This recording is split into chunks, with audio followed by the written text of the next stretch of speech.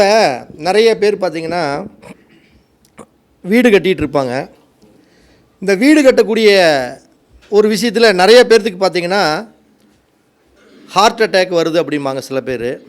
இந்த வீட்டை கட்டுனதுக்கப்புறம் எங்கள் வீட்டில் நோய் ஆயிடுச்சு, கடன் ஆயிடுச்சு, துன்பம் ஆயிடுச்சு, துயரம் ஆயிடுச்சும்பாங்க.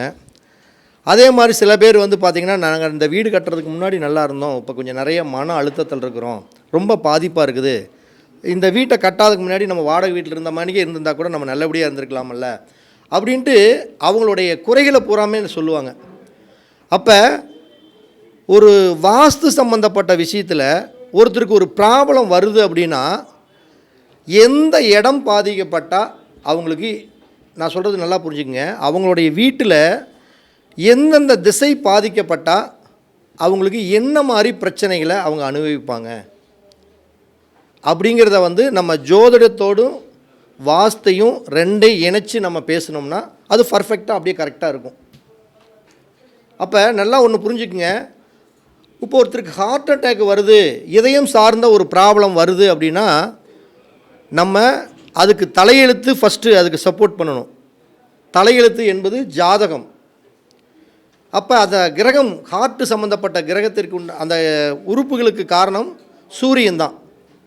அப்போ நம்முடைய ஜாதகத்தில் முதல்ல ஏதாச்சும் சூரியன் வந்து ஒரு விதத்தில் பலம் இல்லாமல் போயிட்டாவே, எல்லாத்துக்குமே ஜாதகத்தில் சூரியன் பலம் இல்லாமல் போயிட்டாவே கொஞ்சம் பாதிப்புக்கு உண்டான கிரகமாக இருந்துட்டால் இதயம் சம்பந்தப்பட்ட உபாதைகள் வரும் அப்படிங்கிறத நம்ம தெரிஞ்சுக்கலாம். அதில் ஹார்ட் அட்டாக் வந்து போனவங்களும் இருக்கிறாங்க, ஹார்ட் அட்டாக்கில் பொழைச்சவங்களும் இருக்கிறாங்க, போய் ஆப்ரேஷன் பண்ணிட்டு வந்தவங்களும் இருப்பாங்க. அப்போ அந்த தலையெழுத்தையும் நம்ம முதல்ல தெரிஞ்சுக்கணும். அடுத்தது ஒரு வாஸ்து பார்க்கும் பொழுது இந்த ஹார்ட்டுக்கு உண்டான கிரகம் நம்மளுடைய வீட்டில் எங்கே இருக்குதுன்னு பார்த்துக்கணும். அப்படி இருந்தால் மட்டும்தான் ஒருத்தருக்கு ஹார்ட் அட்டாக் ப்ராப்ளம் வருமே தவிர சும்மா சாதாரணமாக எல்லாத்துக்குமே ஒரு வீடு கட்டினதுக்கப்புறம் இதயம் சார்ந்த பிரச்சனைகள் வரும் அப்படின்னு நம்ம நினைக்கவே கூடாது. அப்போ உங்களுடைய ஜாதகத்தில் சூரியன் கொஞ்சம் வலுவு இழந்து கொஞ்சம் கெட்டு போய் இருந்தால் நீங்கள் மெயினாக வீடு கட்டக்கூடியவங்க எதில் கவனம் செலுத்தணும் அப்படின்னா உங்களுடைய வீட்டில் பிரம்மஸ்தானம் அப்படிங்கக்கூடிய அந்த மையப்பகுதியை நீங்கள் கரெக்டாக ஹேண்டில் பண்ணணும். ஏன்னா சூரியன் இருக்கக்கூடிய இடம் இந்த மையத்தின் பிரம்மஸ்தானங்கக்கூடிய மையத்தில் தான் நவகிரகத்தில் அந்த சூரியன் உட்கார்ந்துருப்பார்.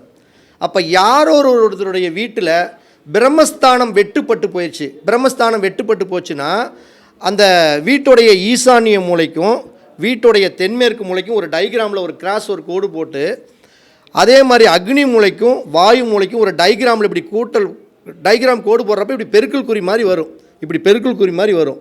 இந்த பெருக்கல் குறியோடைய இந்த மையம் இருக்குது பார்த்தீங்களா, அதுதான் பிரம்மஸ்தானம்ங்கிறது. அப்போ அந்த பிரம்மஸ்தானம் ஒருத்தருக்கு கட்டாச்சுனா தான் அவங்களுக்கு ஹார்ட் அட்டாக்காகவே வரும், இல்லைன்னா வரவே வராது. நீங்கள் நல்லா நோட் பண்ணிக்கணும்.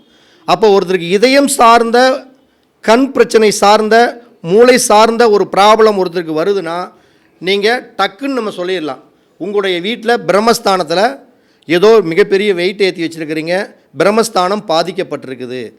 அப்போ பிரம்மஸ்தானத்தை நீங்கள் போய் அந்த இடத்துல இருக்கக்கூடிய பிரச்சனையை தீர்த்திங்கனாவே அந்த ஹார்ட் சம்மந்தப்பட்ட பாதிப்புகள்லேருந்து நம்ம முதல்ல தப்பிச்சுக்கலாம்.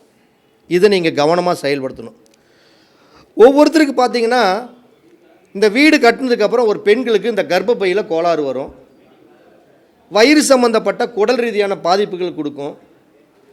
இது எல்லாம் ஏன் வருது அப்படின்னா நீங்கள் கட்டின வீட்டில் தென்கிழக்கு மூலை பாதிக்கப்பட்டால் மட்டும்தான் கர்ப்பப்பை கோளாறு பிரச்சனையே வரும்.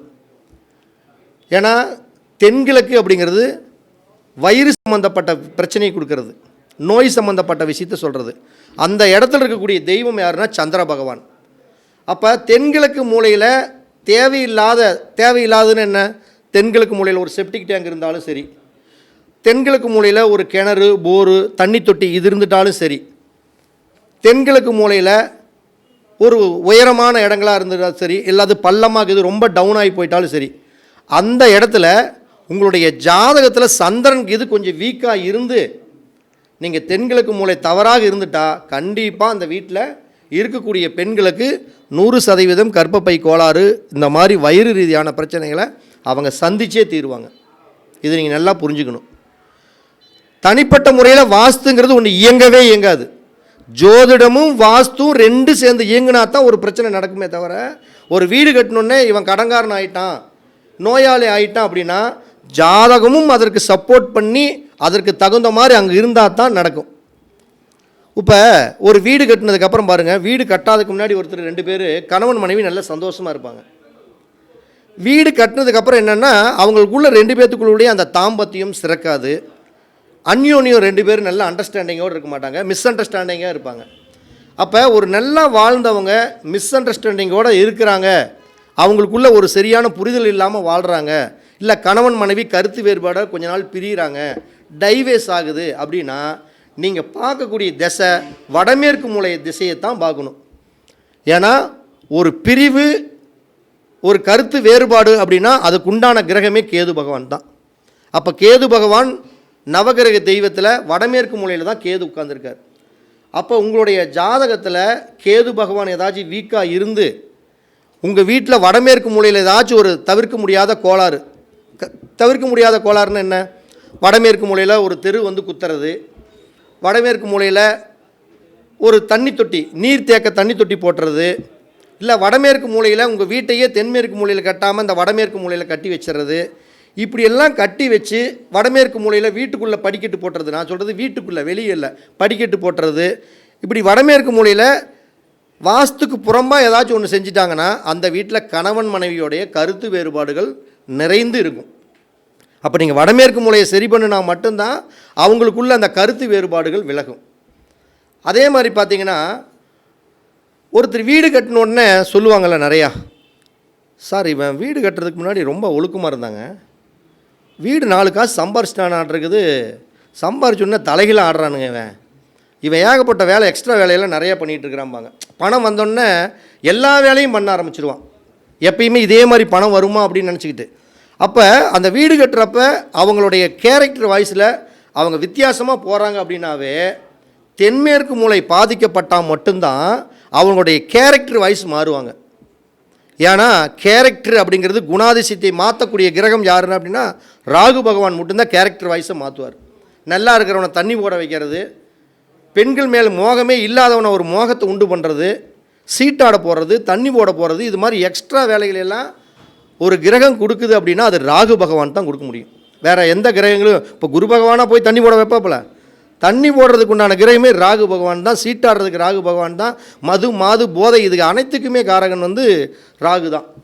அப்போ அவங்க வீட்டில் தென்மேற்கு மூலை பாதிக்கப்பட்டுருச்சுன்னு வச்சுக்கோங்க, நிச்சயம் அவங்க தகாத பழக்க வழக்கம், சீட்டாட போடுறது, தேவையில்லாத எக்ஸ்ட்ரா சம்மந்தப்பட்ட இதெல்லாம் பண்ணுறாங்க அப்படின்னா அவங்க வீட்டில் தென்மேற்கு மூலை பாதிக்கப்பட்டிருக்குதுன்னு அர்த்தம். அப்போ தென்மேற்கு மூலை பாதிக்கப்பட்டிருக்குதுன்னா அங்கே போய் பாருங்கள், ஒன்று அந்த இடம் டவுனாக இருக்கும், இல்லை அந்த இடத்துல ஒரு செப்டிக் டேங்க் இருக்கும், இல்லை அந்த இடத்துல ஒரு தண்ணி தொட்டி இருக்கும். இப்படி எதுவும் ஆகாமல் இருக்குதோ அந்த இடம் பூரா ஹைட்டாக இருக்க வேண்டிய இடம், அங்கே எல்லாம் பள்ளமாக இருக்கும், செப்டிக் டேங்க் இருக்கும், தண்ணி தொட்டி இருக்கும், இந்த மாதிரி போர் போட்டு வச்சுருப்பாங்க. இப்படி எல்லாம் இருந்தால் அந்த வீட்டில் நிச்சயம் ஒரு ஆண்கள் தவறான பாதைக்கு 100% போயே தீருவாங்க, அதில் மாற்றமே இல்லை.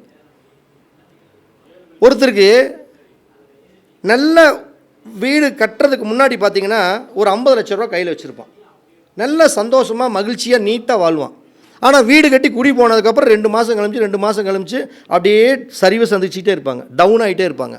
அப்போ ஏன் டவுன் ஆகிட்டு இருப்பாங்கன்னா ஒரு வீட்டுடைய உரிமையாளருடைய வளர்ச்சி என்பது எங்கே இருக்குதுன்னா வடகிழக்கில் தான் வளர்ச்சிங்கிறதே இருக்குது.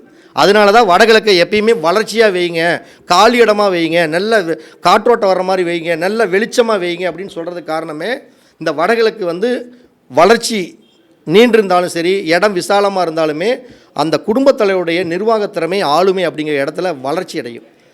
அப்போ ஒரு ஆணுடைய வளர்ச்சி தடைபடுது, நல்லா இருந்தவன் சரிவுக்கு போகிறான், கடங்காரன் ஆகிடுறான், தலையில் இடி மேல் இடி, அடி மேல் அடி, இப்படி எல்லாம் உழுகுது அப்படின்னா வடகிழக்கு மூலை பாதிக்கப்பட்டால் மட்டும்தான் இந்த பிரச்சனை நடக்கும். ஜாதகத்தை போய் பார்த்தீங்கன்னா கண்டிப்பாக புதன் பாதிக்கப்பட்டிருக்கும். ஏன்னா வடகிழக்குக்கு உண்டான நவகிரக தெய்வம் யாருன்னா அது புதன் பகவான் தான். அப்போ இந்த வடகிழக்கு மூலையில் அந்த வாஸ்துக்கு தகுந்தாறு போல் அந்த இடம் இருக்கும். வாஸ்துன்னா நம்ம என்ன சொல்லிக்கிறோம் அடிக்கடி, எதை எங்கெங்கே வைக்கணுமோ அதை அங்கங்கே வச்சோம்னா அது வாஸ்து. கொஞ்சம் மாற்றி இருக்கக்கூடாது. இப்போ நான் இந்த இடத்த பேசணும், நீங்கள் கேட்கணும் அப்படின்னா நான் இங்கே நின்று பேசினா தான் நீங்கள் கேட்க முடியும். நீங்கள் எல்லாம் இப்படி பார்த்துட்டு இருக்கிறப்ப நான் போய் உங்களுக்கு பின்னாடி நின்று பேசுனா அதுக்கு பேர் வாஸ்தே கிடையாது. நான் நின்று பேசணும், நீங்கள் முன்னாடி நிற்கணும், இது பார்க்கணும், இதுதான் வாஸ்து.